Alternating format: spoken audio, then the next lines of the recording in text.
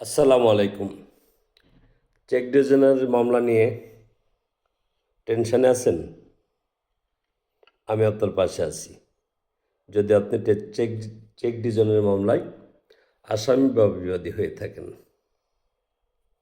ঠিক আছে? আপনি চেক ডিভিশনের মামলায় আসামি বা বিবাদী অথবা কাউকে চেক দিয়েছেন।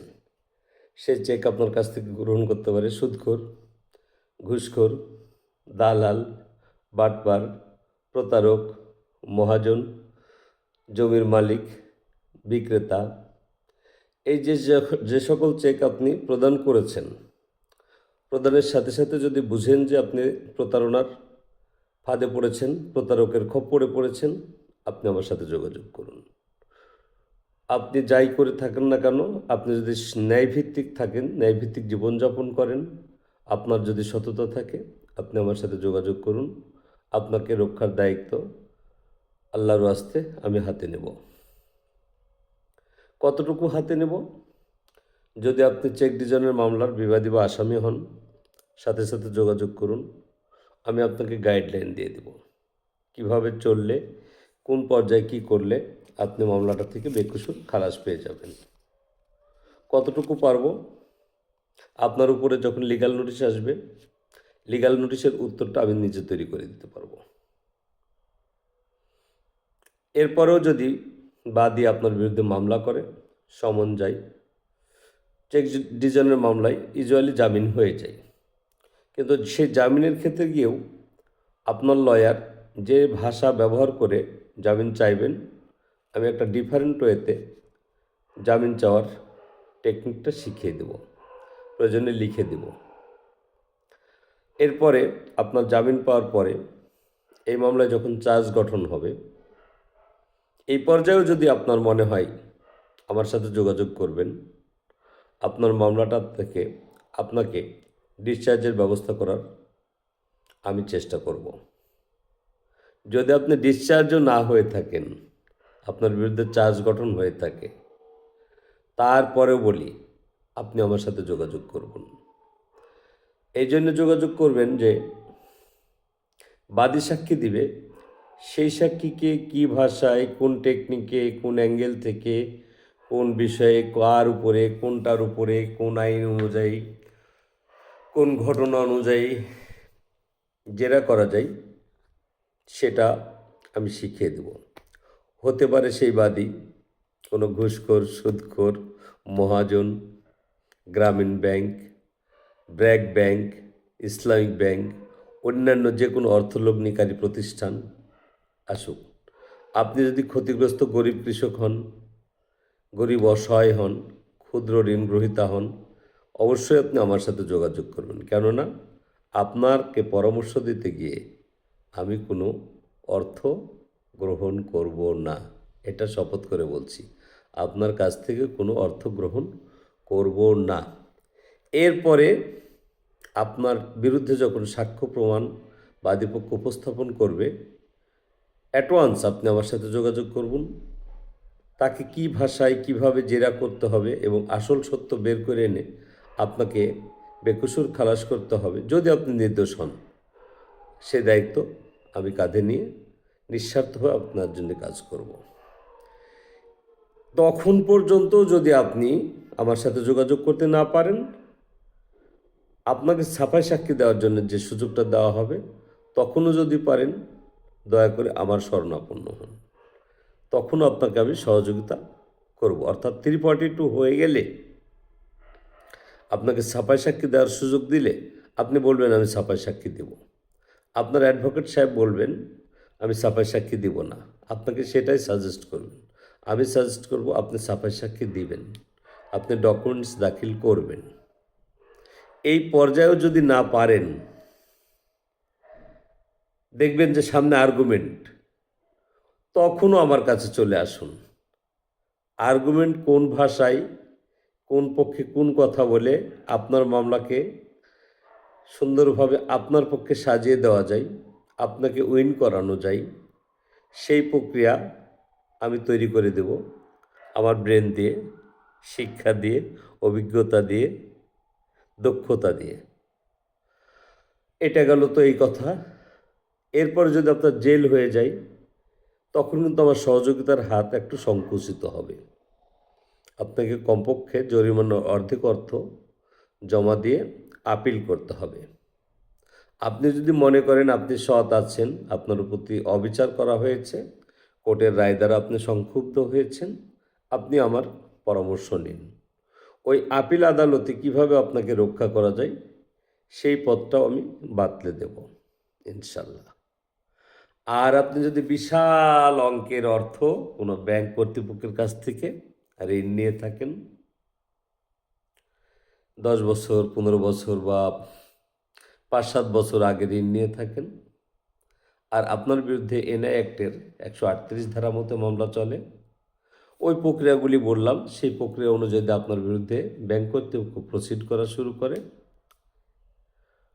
হ্যাঁ, আপনি মানি নেন, আপনি চাইলে আপনাকেও আমি ফ্রি সার্ভিস দেব।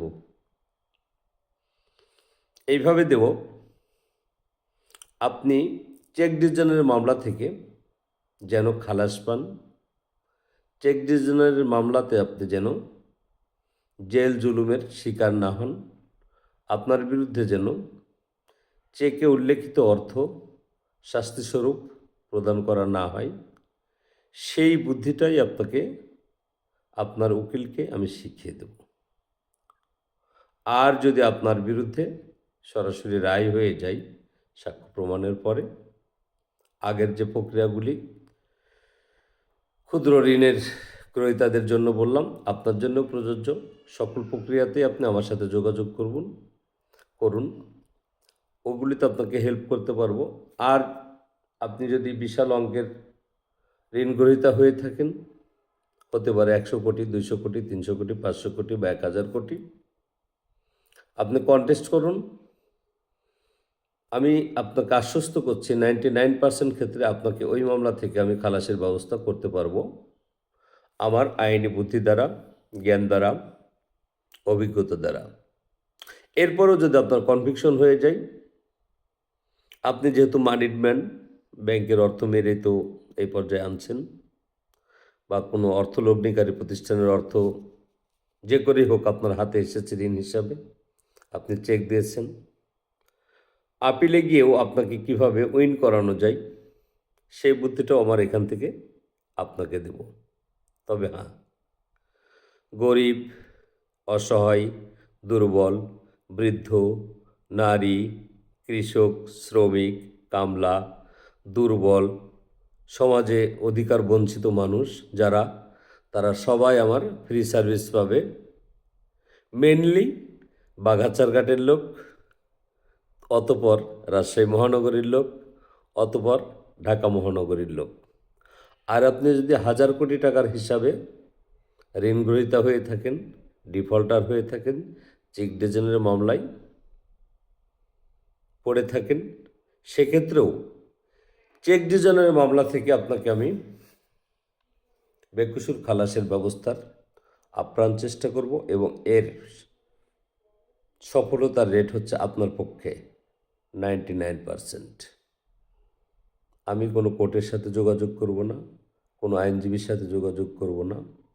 আমার এ যাবৎকালের শিক্ষা, আমার অভিজ্ঞতা, আমার টেকনিক, আমার জ্ঞান বুদ্ধি, আমার জেরার ধরন, এই সবগুলি আপনার উকিলকে আমি শিখিয়ে দেব। কিন্তু আপনি যদি মানিড ম্যান হন, ভদ্রশীলভাবে আমাকে আপনি লিগ্যাল ফি দিতে পারেন, সেটা আমি রিসিভ করব। এরপরেও বলি, আপনি যদি মনে করেন যে আমি আর্থিকভাবে খুবই দুরবস্থায় রয়েছি, আমাকে ফি দেওয়ার মতো আপনার সামর্থ্য নেই, আমি কথা দিচ্ছি আপনারটাও আমি ফ্রি পরামর্শ দেব, কোনো কপর্দকও নিব না। তবে সবার ক্ষেত্রে বলছি, কনভিকশনের আগে, ফাইনাল রায় প্রকাশিত হওয়ার আগে আমার সাথে যোগাযোগ করুন। আমি কোনো কোর্টের সাথে যোগাযোগ করব না, কোনো ব্যক্তির কাছে তদবির করব না, কোনো প্রভাবশালী মহলের দ্বারা কোনো কাউকে বায়াস করার চেষ্টা করব না, হুমকি ধামকি কোনো কিছু দেব না। আমি আপনার লয়ারকে বুদ্ধি দেব, প্রয়োজনে আমি সরাসরি লয়ারের সাথে কথা বলবো, লয়ার বা আপনার অ্যাডভোকেট, আপনার অ্যাপয়েন্টেড অ্যাডভোকেট আমার গাইডলাইন অনুযায়ী যদি একটু প্রসিড করে, আপনার স্বার্থ অক্ষুণ্ণ থাকবে। আর যদি আপনি মিথ্যা মামলায় জর্জরিত হন, আপনার বিরুদ্ধে এনআইএক্টের যদি মিথ্যা মামলা হয়, অবশ্যই আপনাকে সেভ করার টোটাল দায়িত্বটা আমার উপরে। আপনি ধনী হন, গরিব হন, মধ্যবিত্ত হন, আমি ফ্রি করে দেব। আমি কথা দিচ্ছি। বাংলাদেশে এনআইএক্টের উপরে আমি মোর অর লেস 16-17 বছর কাজ করেছি। সেখানে আমি দেখেছি অ্যাজ এ প্রিজাইডিং জাজ আমার লয়াররা মেয়ারলি সারেন্ডার করেন যে স্যার টাকা নিয়েছি, টাকা দিয়ে দিব, অথবা ব্যাংকের সাথে বা ওই ব্যক্তির সাথে, বাদীর সাথে আমরা স্যার আপোষ করে ফেলবো, জামিনটা দিয়ে দেন। এই জামিনটা নিয়েই আপনাকে বারবার আপোষের জন্যেই ধাক্কাধাক্কি করবে, বাদীর সাথে আপোষ করো, তাছাড়া জেল হবে, জরিমানা হবে ইত্যাদি। আমি আপনাকে এই কথা বলবো না যে আপনার জেল হবে বা জরিমানা হবে। আমি আপনাকে বলবো জেলও হবে না, জরিমানাও হবে না, আপনি ওই মামলা থেকে খালাস পাবেন। শুধু শর্ত একটাই, এই থান্ডার মোহাম্মদ রুস্তম আলীর সাথে আপনি যোগাযোগ করুন। আমার বিভিন্ন বয়ানে আমার মোবাইল নাম্বারটা দেওয়া আছে, এখানেও দিয়ে দিলাম। আমি সন্ধ্যা 8টার সময় মোবাইল ধরা শুরু করি এবং যতক্ষণ মোবাইল নাম্বারে রিং আসতে থাকে আমি রিসিভ করি। অতঃপর রাত যতটা হোক ততটা পর্যন্ত রিসিভ করে ঘুমানোর সময়টা আমার আনলিমিটেড। আমি কখনো 2টায় 3টায় ঘুমাই। আপনাদের কথা শুনবো, বুঝবো, বলবো, পরামর্শ দেব, মোবাইলে দেব, প্রয়োজনে ড্রাফট করে দেব, জামিনের ড্রাফট করে দেব, উত্তরের ড্রাফট করে দেব, জেরার ধরন কেমন হবে সেটা তৈরি করে দেব এবং বারবার কথা দিচ্ছি আপনার কাছ থেকে আমি টাকা গ্রহণ করব না। যদি আপনি অসহায় হন, বৃদ্ধ হন, নারী হন, সমাজের অবহেলিত শ্রেণীর একজন হন, কৃষক হন, ক্ষুদ্র ঋণ ব্যবসায়ী হন, মানে ক্ষুদ্র ঋণের ব্যবসায়ীর আপনি যদি ক্লায়েন্ট হন, বিশেষ করে গ্রামীণ ব্যাংক, ইসলামী ব্যাংক, ব্র্যাক ব্যাংক, আরও বিভিন্ন অর্থলগ্নিকারী প্রতিষ্ঠান আছে যারা ঋণ প্রদানকালেই চেক নিয়ে নেয়, ঋণের সময় ঋণের চুক্তিটা চেক নিয়ে নেয়। এইসব ব্যক্তিরা আমার সাথে যোগাযোগ রাখবেন। আপনাদের বিষয়গুলি দেখার দায়িত্ব আমি কাঁধে নিলাম। তবে অবশ্যই আপনাদের বাড়ি হওয়া লাগবে বাঘা, চারঘাট, রাজশাহী মহানগর এবং ঢাকা মহানগর আপাতত। আর একান্তই যদি দূরবর্তী কোনো বন্ধু, কোনো ফ্যান অ্যান্ড ফলোয়ার্স, শুভাকাঙ্ক্ষী অথবা যার বিশ্বাস আছে আমার উপরে, সেটা দেশের যে প্রান্তেই হন না কেন, এমনকি যদি আপনি বিদেশে পালিয়েও থাকেন, আপনি আমার সাথে যোগাযোগ করুন, কথা বলুন, আপনাকেও আমি উপকার করব। আমার কাজ হচ্ছে আপনার বিপদ আমার মাথায় তুলে নিব, আপনার সমস্যা আমার মাথায় তুলে নিব, আপনার সমস্যার সমাধান আমি করে দিব, বিনিময়ে আপনার কাছ থেকে একটা টাকাও নেব না। আপনি বলতে পারেন আমি কি হাতেম তাই? না, আমি আপনাকে অর্থ দিতে পারবো না, ওটা আমার নাই। আমার অর্থ আছে আমার জীবন পরিচালনা করার জন্য। আমার যা আছে, যা থাকবে, আমি যে পেনশন বেনিফিট পাচ্ছি, যা পাবো, ইনশাল্লাহ আমি আমৃত্যু সচ্ছলভাবে ডাল ভাত খেয়ে বাঁচতে পারবো। আমার পারিবারিক সদস্য যে কয়জন আছে তারাও পারবে।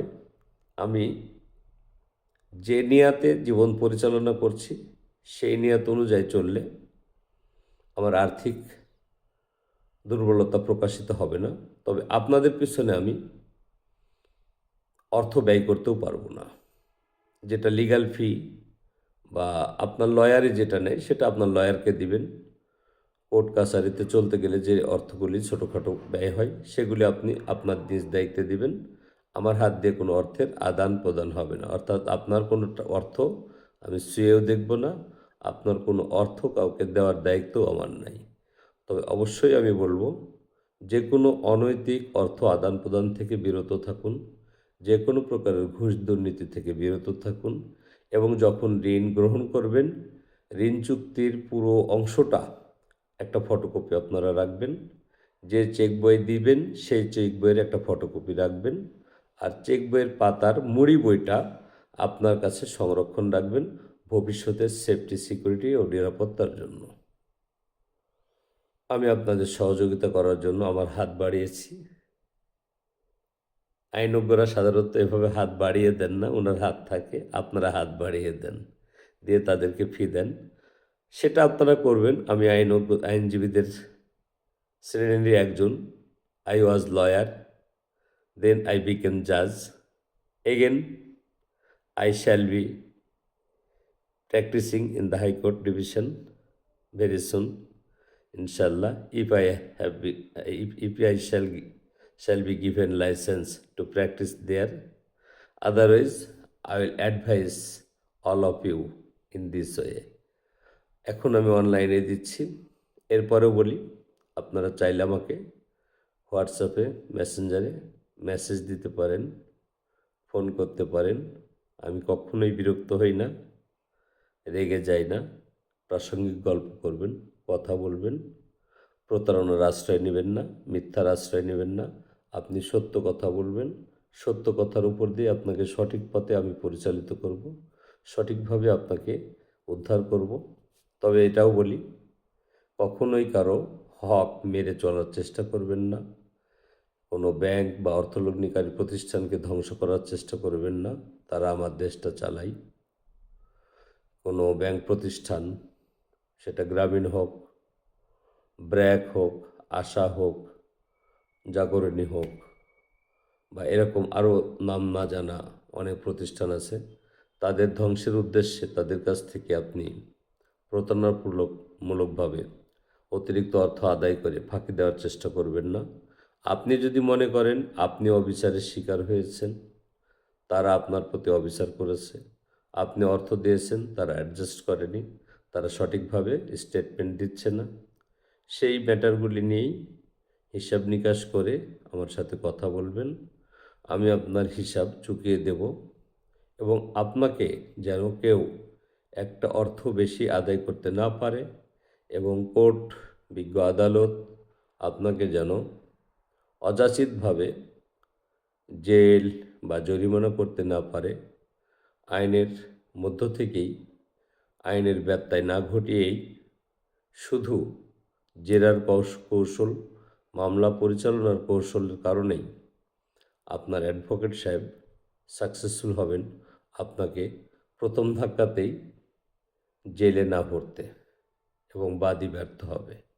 তবে হ্যাঁ, ঠিক, এটাও ঠিক, অর্থঋণ মামলাতে কিন্তু আপনাকে যদি বাদী অর্থঋণ মামলা করে, ওখানে আপনাকে পে করতে হবে।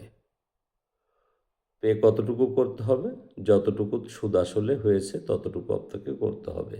সেখানে আমি হাতে আপাতত দিচ্ছি না। অর্থঋণ মামলা থেকে আপনি কিভাবে রক্ষা পাবেন সে বিষয়ে অন্য একদিন বলবো। আজকে এনআইটের বিষয়ে বললাম।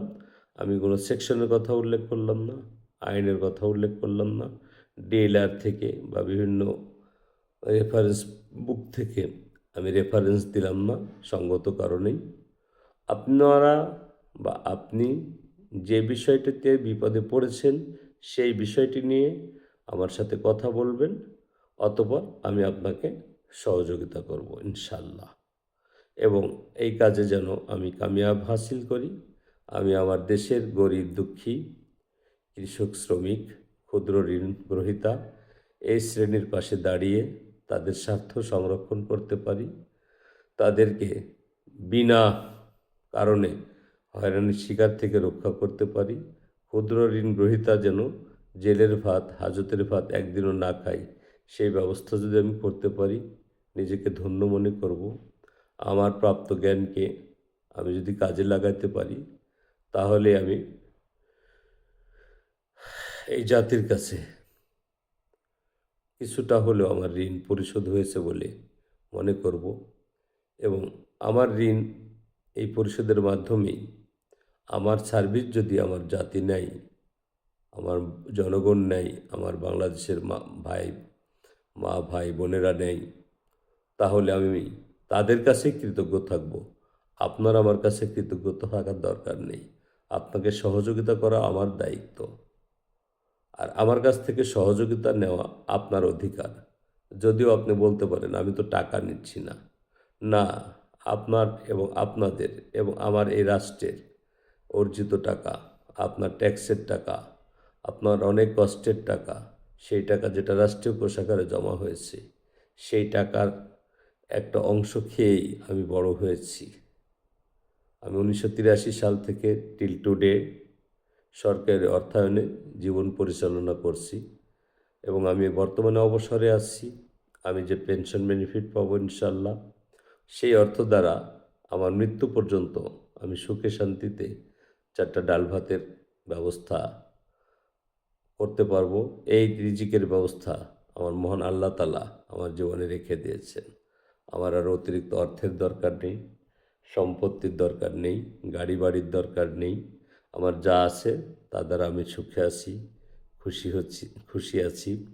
আমি দোয়া করি আপনারা সুখে থাকেন, খুশি থাকেন, মামলাবিহীন থাকেন, ঝুটঝামেলাবিহীন থাকেন এবং আপনাদেরও প্রত্যেক ঘরে ঘরে আমি যে মনোভাব নিয়ে আপনাদের সেবায় নিজেকে নিয়োজিত করতে চাচ্ছি, আপনাদের ঘরে ঘরেও কমপক্ষে 2-4টা ঠান্ডা রুস্তমানের মতো যুবক, সেবক, মানুষ জন্মগ্রহণ করুন।